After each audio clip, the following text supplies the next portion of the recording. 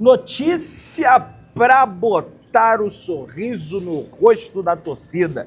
Vamos falar sobre isso, vamos falar aí também. Mengão confirma de vez reforço. Várias outras notícias do Flamengo. Você que tá aí, toca aí, meu parceiro, minha parceira.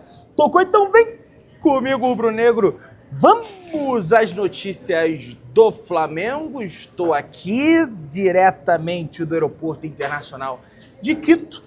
E daqui a pouco vou partir para o Panamá, do Panamá vou para São Paulo, de São Paulo pego o carro e retorno para a cidade do Rio de Janeiro. Pois é, uma verdadeira saga aí, não retornei, estou retornando hoje ao Brasil, beleza? Mas vamos lá, minha galera, tem muita coisa aí pra gente conversar. O negócio é o seguinte, tá?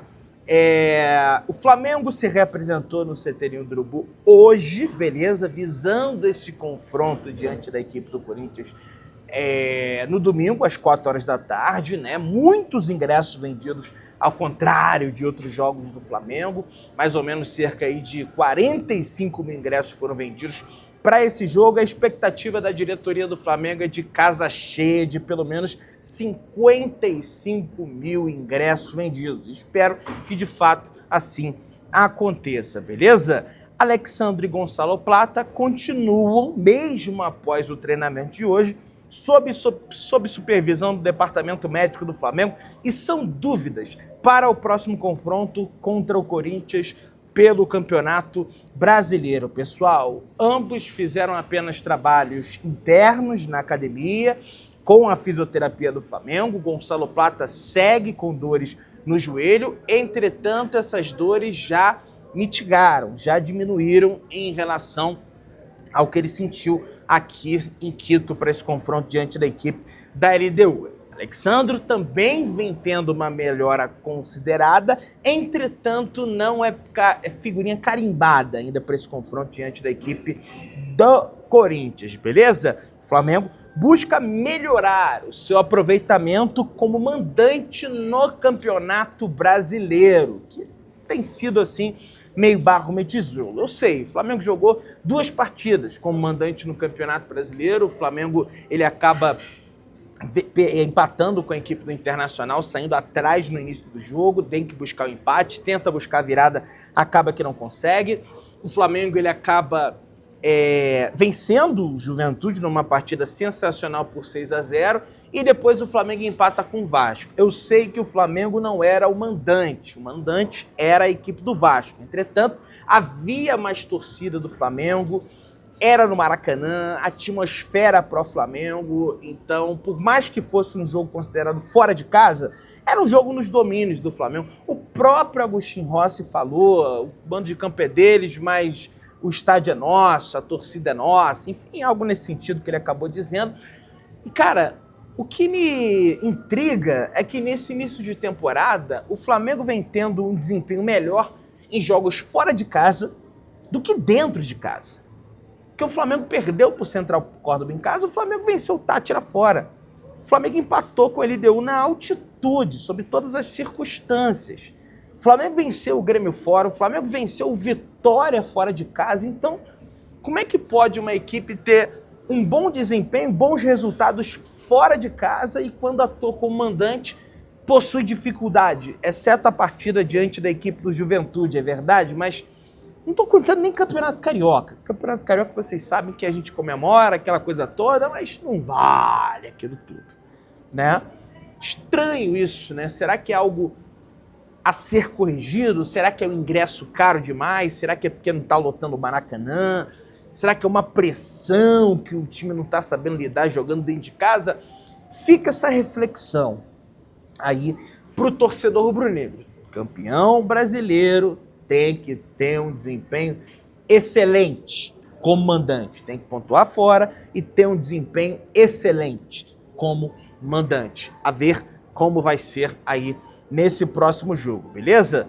Pessoal, os atletas, falando aí sobre Alexandre e Gonçalo Plata, vão passar por teste nas próximas 3 atividades para saber se ficam à disposição do Corinthians no domingo. Nós estamos na quinta-feira, aliás, nas próximas 2 atividades. tem treinamento amanhã, na sexta-feira, tem treinamento derradeiro antes da partida diante da equipe do Corinthians, no próximo sábado, beleza? Vão passar por testes físicos, se eles passarem nesses testes físicos, certamente serão relacionados para essa partida diante da equipe do Corinthians, beleza? O atacante Bruno Henrique, do Flamengo, está muito próximo de atingir a marca de 300 jogos com o manto sagrado. Até o momento, o camisa 27 possui 298 partidas disputadas e 101 gols marcados com o manto rubro-negro com a camisa do Flamengo. Ao lado de De Arrascaeta, Bruno Henrique é o jogador mais vitorioso com 15 títulos conquistados pelo clube. E, cara, nos últimos 4 jogos, o Bruno Henrique, ele realmente teve atuações, assim, abaixo da crítica, atuações que ele não costuma ter, né? Atuações que acho que ele precisa melhorar. Não sei até que ponto essa situação, né, da investigação pode estar afetando o mental dele, isso independente dele ser inocente, dele ser culpado, até que se prova o contrário, ele é inocente, mas será que não está afetando o psicológico do jogador? Porque ele não vem jogando bem, pelo menos no meu humilde diagnóstico, nas últimas 4 partidas ele não desempenhou um bom papel jogando no Flamengo, beleza? Defesa de Bruno Henrique afirma que não há prova de conexão. Segundo os empresários da defesa do segundo núcleo de apostadores do caso Bruno Henrique, segundo os advogados, né, a Polícia Federal não conseguiu encontrar elementos que consigam ligar as apostas à informação de que o jogador iria, de fato, levar o cartão amarelo.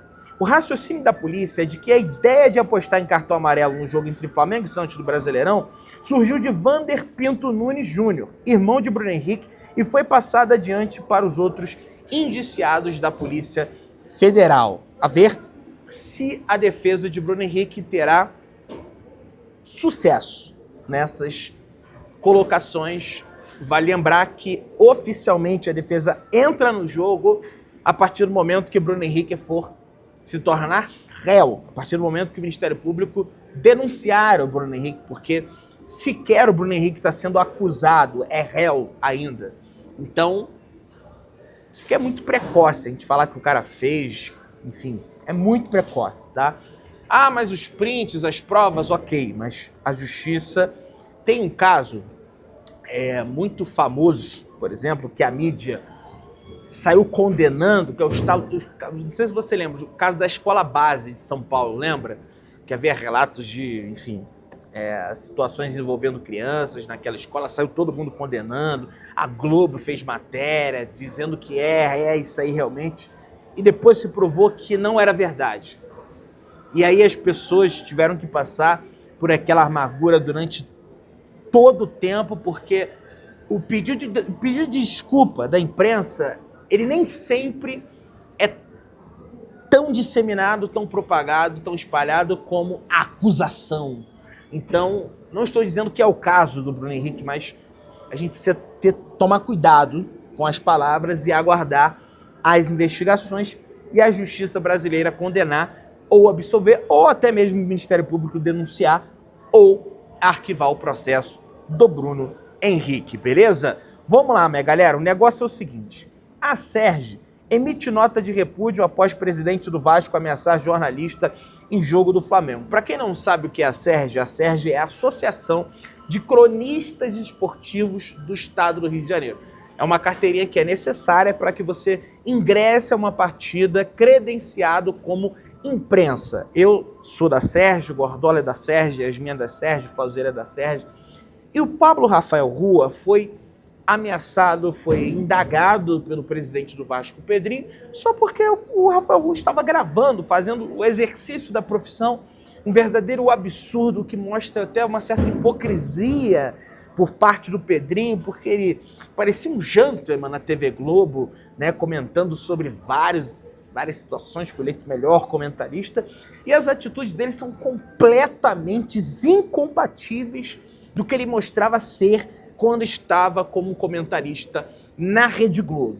uma verdadeira vergonha, um verdadeiro absurdo o que aconteceu com o Pablo Rafael Rui, e a Sérgio está correta de emitir essa nota de repúdio. Ameaçar jornalista é um ato antidemocrático. Isso não deve jamais acontecer. Se você tem alguma coisa contra um jornalista, o jornalista cometeu um erro, entre na justiça, ou então na própria associação, faça uma denúncia. Mas... E ele não cometeu nada de errado. Agora você ameaçar, falar que vai bater, falar que vai... Se o Pedrinho realmente fez isso, eu não posso afirmar, você é um tremendo, supostamente imbecil. É isso que eu penso. Vamos lá, pessoal. O RB Salzburg, time da Áustria, encara o Trabzonspor da Turquia em jogo único. O que isso tem a ver com o Flamengo, Pedrão? Calma, que eu vou chegar lá. Também uma outra partida, o Barcelona encara o AZ Alkmaar da Holanda. A partir das 1h, horário de Brasília, que são as semifinais do Mundial Sub-20. O Flamengo já está na final. O Flamengo pode enfrentar o Barcelona, o Flamengo pode enfrentar o AZ Alkmaar, o Flamengo pode enfrentar o RB Salzburg, ou o Flamengo pode enfrentar o Trabzonspor da Turquia. Lembra que o Flamengo enfrentou o Olympiacos pela final do Mundial Sub-20 no ano passado? Então, algum desses 4 serão os adversários do Flamengo para esse confronto do Mundial, tendo em vista que o Flamengo já foi o campeão da Libertadores, agora aguarda o campeão da UEFA Champions League Sub-20.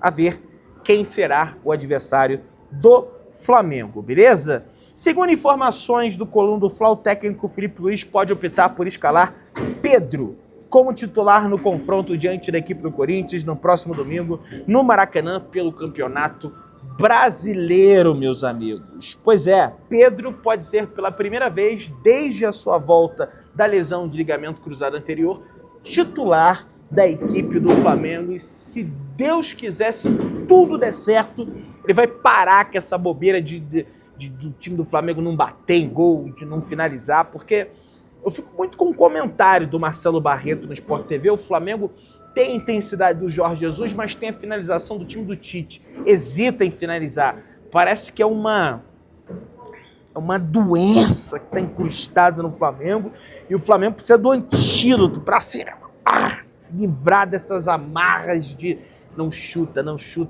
tem que bater, tem que chutar, tem que ser letal. Senão, meu amigo, escafedeu-se, né? Vamos lá, minha galera. A decisão vai depender da resposta do Camisa 9 nos treinos entre esta quinta-feira, que já aconteceu, e sábado. A comissão técnica pode escalar o atacante como titular, mas substituí-lo ainda no primeiro tempo ou no intervalo. Vale lembrar que Pedro segue um protocolo de controle de minutagem adotado pelo Departamento Médico do Flamengo para garantir um retorno gradual e seguro após lesão, para que se mitigue, se diminua a chance de relesão do ligamento cruzado anterior. Beleza? Vamos lá, pessoal. O meia Jorginho, que é cobiçado pelo Flamengo, não visitou o Neon SC, assim como também não visitou o Flamengo quando veio ao Brasil. O que acontece? O empresário do Jorginho, João Santos, esteve nesse clube aqui, esteve no país desse clube aqui, o Neon SC, e as pessoas começaram a especular, caramba, Pedrão, tá vendo aí, o Jorginho não vai vir nada pro Flamengo, ele vai tal de neon. Neon no Brasil é luz, né? Aquela luz que bota no carro, aquela situação, isso aí que é neon, né? No Brasil, sei lá o que é neon. Se o Jorginho também preferir pro neon do que pro Flamengo, aí, meu amigo, pode fechar as portas, o Flamengo não tem nem mais do que contratar mesmo não, tá? Existe um regulamento na FIFA no qual o jogador, quando tem um contrato com o clube, tem restrições de visitar o outro. Jorginho só pode visitar as instalações de outro clube com a permissão do Arsenal. O seu empresário teve uma reunião com o Arsenal nesta semana e a apuração é que ele estará em Jeddah, na Arábia Saudita, na próxima semana. Segundo informações do paparazzo rubro-negro, João Santos, empresário de Jorginho, e André Bertrand, diretor do Arsenal, executivo de futebol, se reuniram na Inglaterra e deixaram encaminhada a rescisão do jogador com o clube inglês ao final da temporada europeia. Com isso, meus amigos e minhas amigas, Jorginho ficará livre para assinar um contrato com o Flamengo. Recuperado de um problema na costela, agora o Flamengo vai precisar arcar com parte dos valores que o jogador teria que receber caso cumprisse todo o contrato. Então, além das luvas, dos salários, o Flamengo vai arcar um mesinho de salário do que ele ganha no Arsenal para que esteja à disposição já no início do mês de junho, tá? E jogue, né, um Mundial de Clubes, que é o grande objetivo do Flamengo com essa vinda antecipada do Jorginho, tá? Tem uma questão ali na costela do Jorginho também, que ele sofreu uma lesão na costela. A princípio não parecia ser grave, entretanto, com o decorrer dos dias, das semanas, se tornou um incômodo maior ali para o atleta. E o pessoal pergunta, mas quanto a isso, Pedrão, pode atrapalhar nessa possível contratação? Nele jogar o Mundial de Clubes? A resposta é zero interferência. A diretoria rubro-negra acompanha a situação de Jorginho desde que saiu de campo com dor no jogo contra o Brentford pela Premier League no dia 12 de abril. Tá? Daqui a pouco vai completar um mês aí de lesão. Recebeu a indicação que o volante estará totalmente recuperado em 2 ou no mais tardar 3 semanas. E mesmo que ele não esteja recuperado, repito, não vai estar para o Mundial. Meus amigos, dane-se, o importante, se dá para o Mundial, excelente. Se não der para o Mundial, tem Campeonato Brasileiro, tem Libertadores, tem Copa do Brasil, tem o ano que vem, não tem que se pautar na contratação do Jorginho apenas por conta do Campeonato Mundial, beleza? O Flamengo está em busca de um meia para as próximas janelas, mas pode ganhar um reforço caseiro, meus amigos. Pois é, e conhecido para a posição. Vitor Hugo, emprestado ao Göztepe da Turquia, não deve ser comprado pelo clube turco e assim retornaria ao rubro-negro a partir do mês de julho, meus amigos e minhas amigas, beleza? Assim, cara, o Felipe Luiz gosta do Vitor Hugo. Ele, através de uma entrevista coletiva, demonstrou gostar do jogador, mas acho que o Flamengo tem que ter um outro meia, tá, gente? Sendo bem sincero, com todo respeito ao Vitor Hugo, é um jogador revelado nas categorias de base do Flamengo, bom garoto, bom menino, profissional, mas até o momento não mostrou ser capaz de estar ali no elenco do Flamengo, tá? Mas, enfim, né? Ele pode evoluir na carreira, enfim. Vamos ver. O Wolverhampton da Inglaterra, que joga a Premier League, aliás, o treinador do Wolverhampton é o Vitor Pereira, sondou a situação de Everton Araújo, o volante do Flamengo, para a próxima janela de transferências, agora, para o meio de ano. O clube inglês observa o volante de 20, é o que eu digo. O pessoal fica desvalorizando o garoto no Flamengo, que não presta, que é ruim, que é isso, que é aquilo, aí é vendido, joga uma barbaridade lá no Wolverhampton.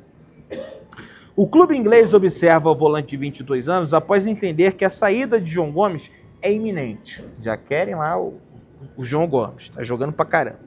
A sondagem começou com a chegada de Vitor Pereira, que indicou alguns nomes para a diretoria no início deste ano. Everton trabalhou com o português no início do ano de 2023, quando fazia alguns treinos junto ao elenco profissional do Flamengo. Então, meus amigos e minhas amigas, é aquela situação.